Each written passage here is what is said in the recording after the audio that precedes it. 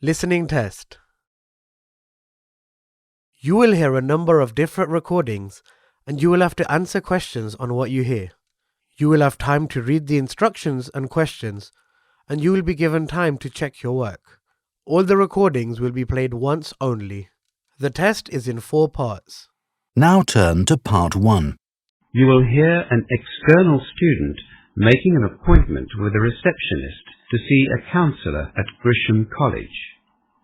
First, look at questions 1 to 5.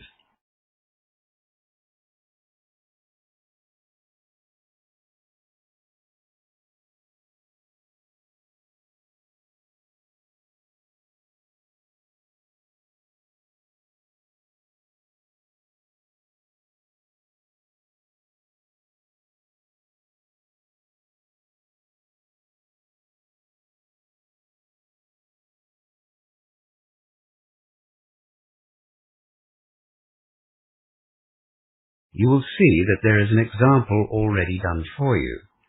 For this question only, the conversation relating to the example will be played first. I'd like to make an appointment to see a student counsellor. Yes, certainly. Are you a student at the college? Yes. I'm studying linguistics, second year. Right. I'll just get a few details. Jack said that he is in his second year, which means he is a current student, so B is the correct answer. Now we shall begin. You should answer the questions as you listen, because you will not hear the recording a second time. Now listen carefully and answer questions 1 to 5. I'd like to make an appointment to see a student counsellor. Yes, certainly. Are you a student at the college? Yes. I'm studying linguistics, second year. Right. I'll just get a few details. What's your student number? 027 8804. 027 8804. And there should be 3 letters on the end of that. Oh yes, ext. I guess that means external? Yes, that's right. Jack Larissy, is that right? Yes, that's me. What's your date of birth, Jack? 2nd of May, 1979. Are you still living in Malden? No, I moved to Chelmsford last week, actually. What's your new address, then? 17 Roxford Avenue, Chelmsford. Is that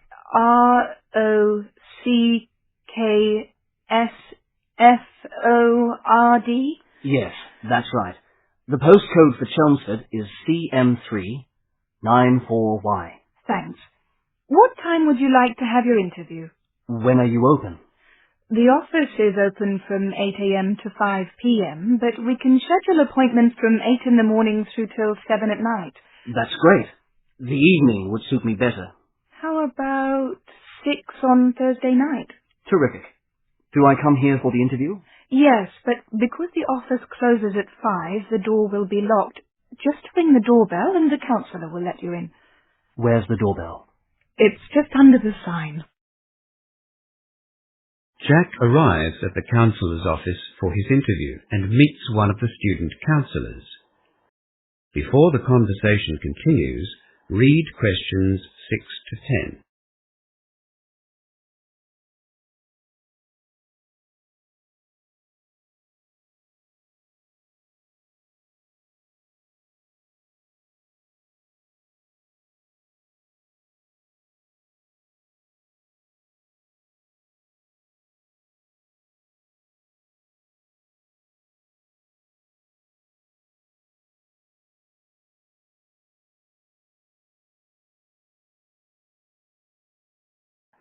As you listen to the rest of the conversation, answer questions 6 to 10.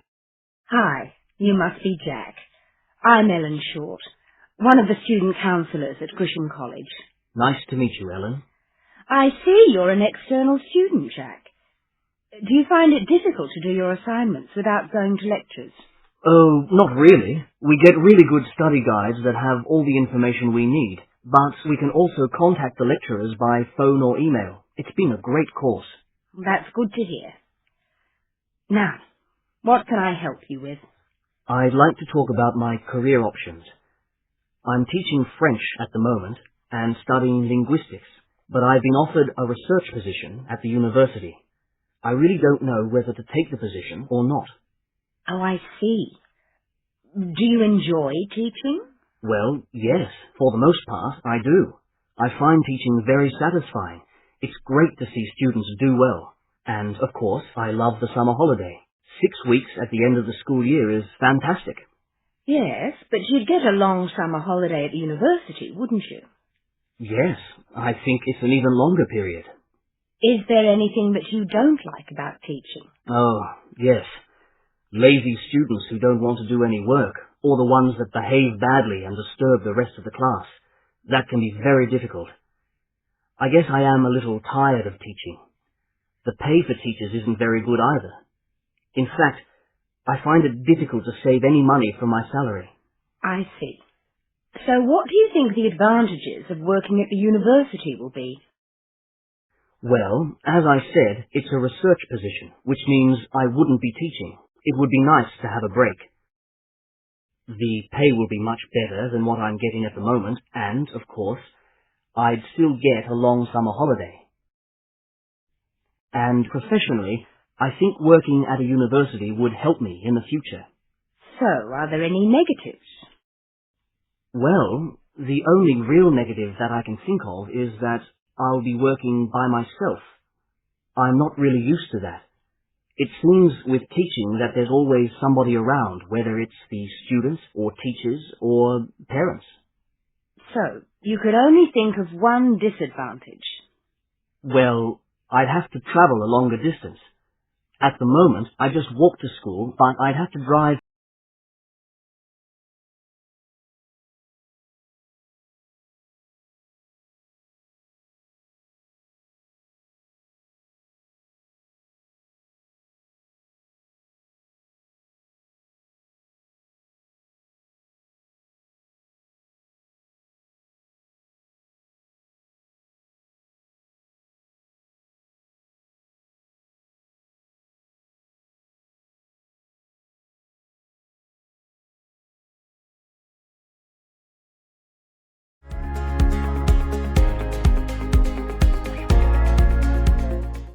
Part 2. You will hear Constable Andrew Gray talking about a problem in the Darlinghurst area to a group of international students at the University of Technology International Centre. Before you listen, look at questions 11 to 15.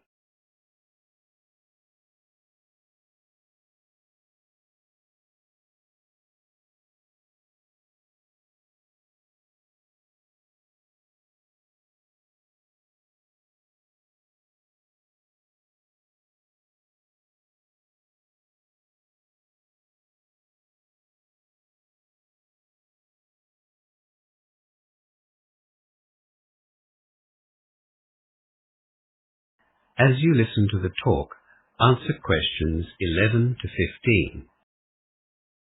Before I start, I'd like to thank the University of Technology International Centre for allowing me to come and talk to you all this afternoon. The reason for my visit is to outline a problem that female international visitors and students have been having in the Darlinghurst area. For the last month or so, thieves have been targeting the area, snatching handbags and backpacks from unsuspecting women. Now, as you probably know, Darlinghurst is very popular with tourists for shopping and sightseeing, and it's also a popular meeting place for students. There are lots of cafes and coffee shops, and unfortunately, we've had some thieves taking advantage of these conditions. Now, the thieves are young and fit. They grab the bag from the woman's shoulder or out of her hand when she's involved with something else. You know, deep in conversation or window shopping. So they grab the bag and then run away very quickly. By the time the victim realises what's happened, the young man's out of sight and there's little hope of catching him. The victims are always female and almost always a visitor to the area. When these incidents first started, the victims were always by themselves, but now it seems they're becoming braver and targeting women in groups. Age doesn't seem to matter to the thieves, it's just a matter of opportunity. They look for someone who isn't consciously protecting their bag, and for a place with an easy getaway. You know, not too crowded. We've only had 2 of these bag snatchers almost caught when the victims chased after them. Unfortunately, on both occasions, as soon as the women reached the thief, he threw the bag right at them and then escaped. One woman was hurt quite badly. They really are brazen. We don't encourage you to chase these thieves. There are many small laneways and streets in Darlinghurst that the thieves can escape into. We just don't know what they're likely to do, and we certainly don't want anyone to get hurt. So, what can you do? Well, unfortunately, not much. But we are asking that you be aware of this danger. If possible, walk with a friend while you're in the area. Hang on to your bags carefully. Don't leave your bags on the ground at one of the many cafes while you have a coffee or a meal, and don't leave it on a chair or tabletop. In other words, be alert at all times and conscious of your bag while you're in the area. We also caution you about carrying anything too valuable in your bags. Don't, for instance, carry too much cash, and please ensure that you know the details of all of your credit cards. It seems like the thieves are not only after cash. They've been using credit cards illegally on the internet to purchase goods or access pornographic sites. So some of our targets not only lose the cash they have in their bags, but they get a nasty surprise when their credit card bills arrive at the end of the month. It's vital that you keep your credit card details and report your loss to police. Before the final part of the talk, look at questions 16 to 20.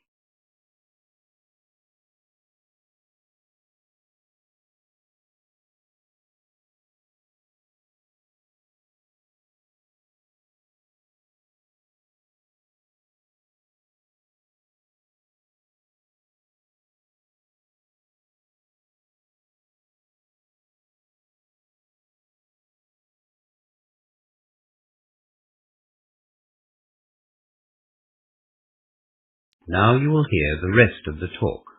Answer questions 16 to 20. If you take these precautions and still get robbed, please contact your nearest police station.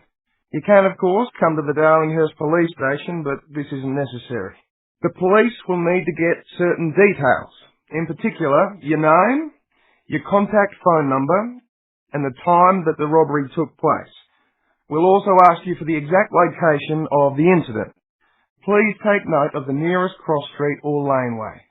A lot of the victims haven't been able to tell us this, but it is vital if we're going to catch these thieves. We'll try to remember the name of the nearest shop. We are trying to establish any patterns to the thefts. We will also need a full description of the bag.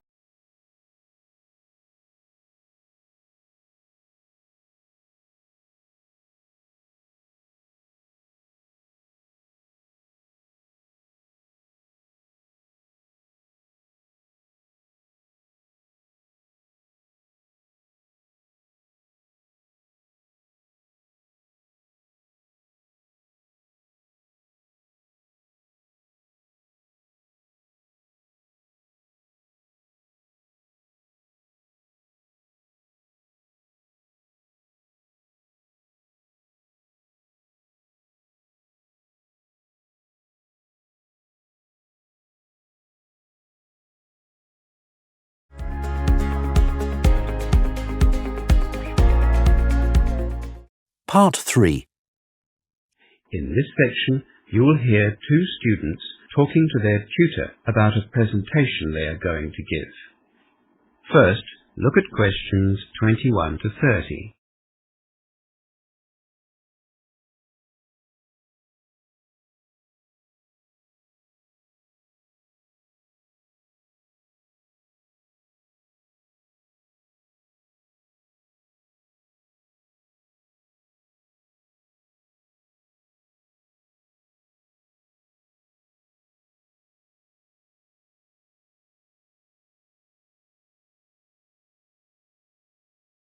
Now listen to the discussion and answer questions 21 to 30. Jane and Rick, nice to see you both. How's your presentation coming along? Well, that's why we're here. We'd like to ask you for some clarification. Yes, I'm afraid we are not quite sure that we understand exactly what you'd like us to include in our report. I'm glad that you came to see me, but the deadline is only 3 weeks away. Are you going to have it done by then? Oh, yes. We think we've done most of the time-consuming work. We just have to pull the information from the survey together and present it in the right format. That's good to hear. Collating is the fun part. Did you follow the steps I outlined in the questionnaire survey? Yes. We found that the most difficult step was the first one, defining our objectives, and then, of course, writing the items to match. What topic did you choose? We decided to survey international students about their experiences and the challenges that they faced when they first came to Australia. Right. That's a very broad topic to survey. We found that out the hard way. We sure did. But we are happy with our work, aren't we, Jane? Yes, so far. Yes, so far. We handed out almost 400 surveys to international students, not all from Longholm either.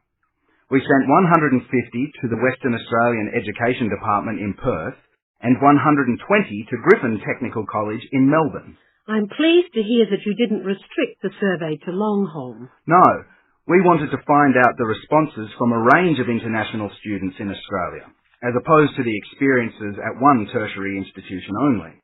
We chose a technical college as well as a university campus and a high school.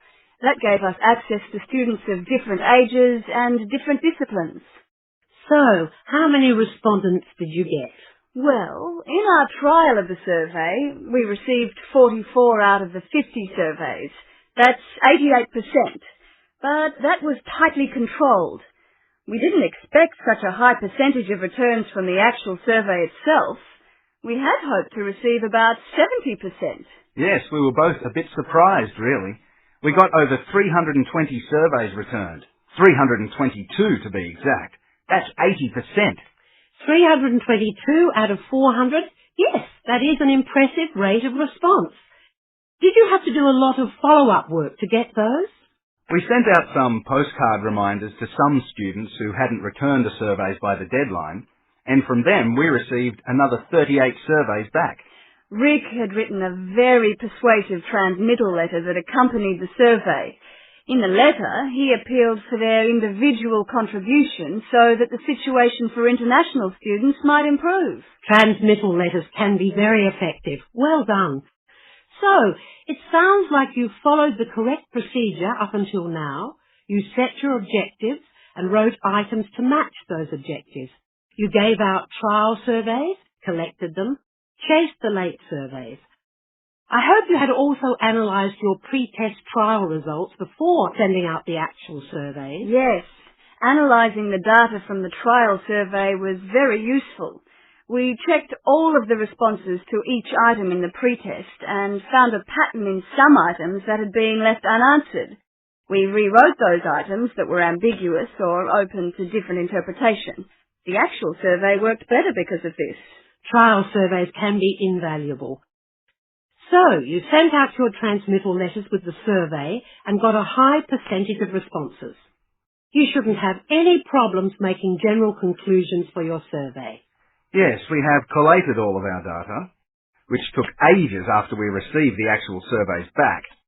We haven't started to make conclusions yet because we are not sure how to begin our report. You've done the majority of the work, as Jane said, the time-consuming part. It'll probably help you to know the 3 main criteria I'll be using to mark your presentations. The first is the quality of your questions' objectives.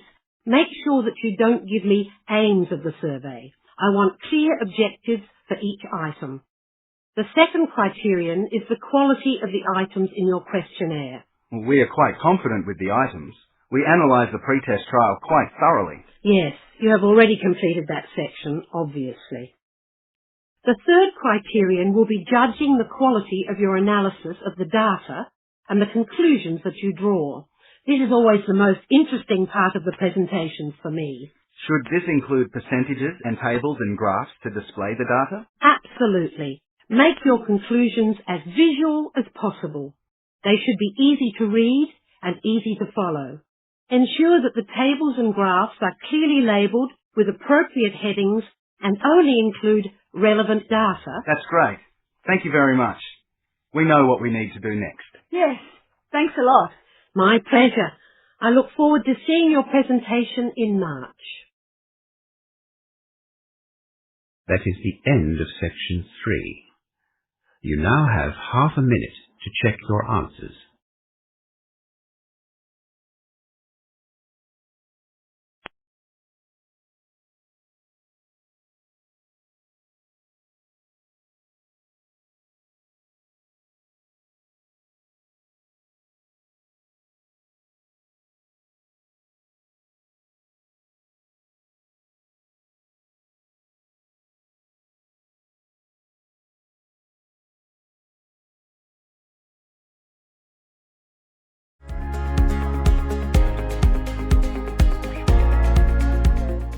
Part 4. You will hear a lecture about project management being given by a university lecturer. First, look at questions 31 to 40.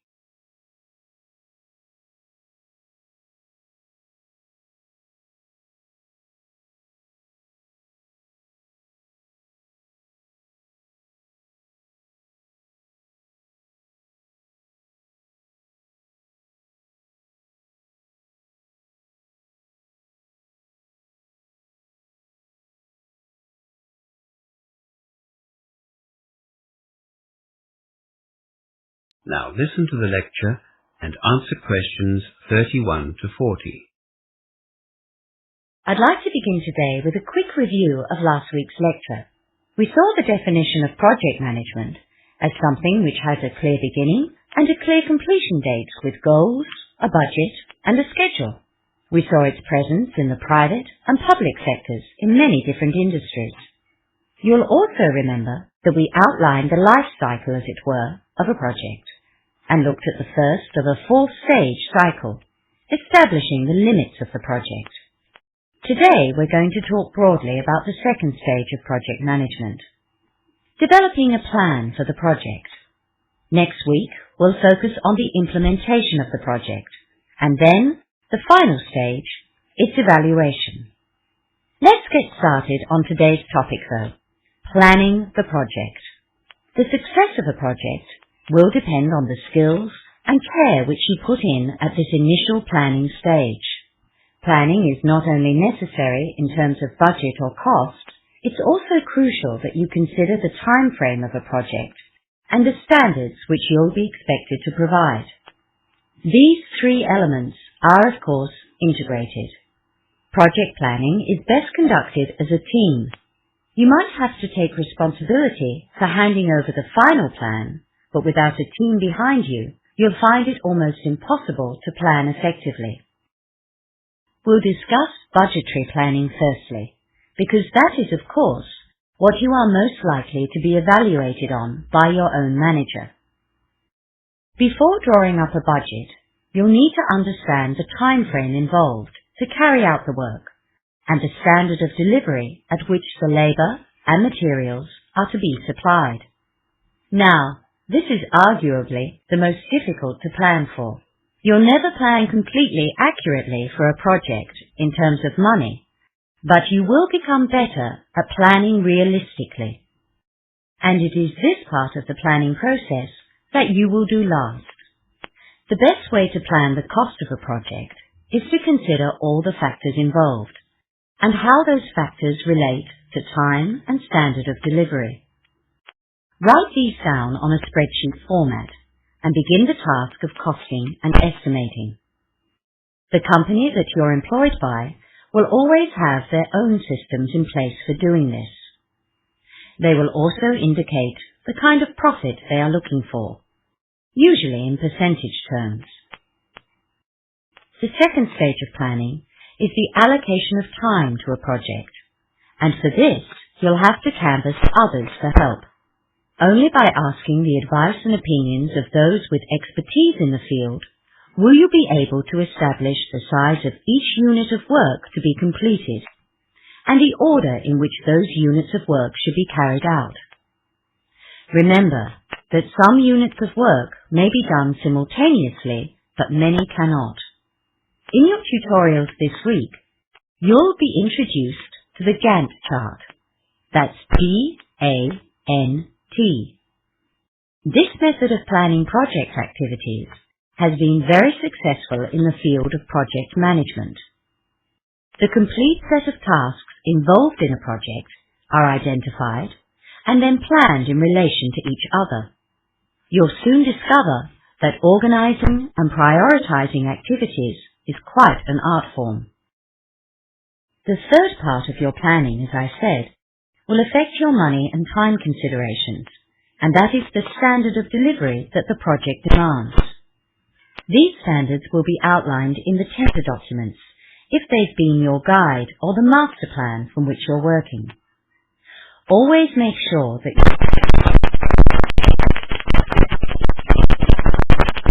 for every unit of work that is to be completed, you'll have to write specifications. They are detailed descriptions outlining specific standards of quality in materials and labour. If these specifications are not carefully written and then complied with, the project is unlikely to be successful. These specifications will be referred to many times once the project is underway. You will also have to deal with a quality assurance manager at this stage, who will advise you on the standards which need to be met.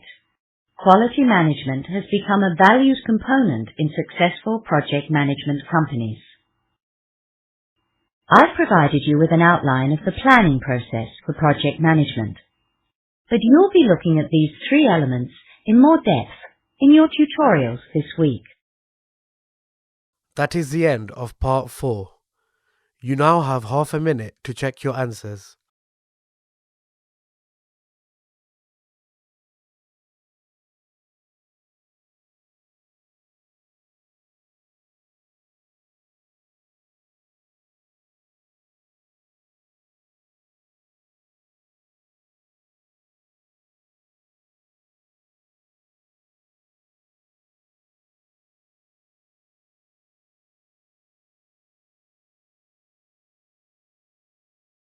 That is the end of the listening test.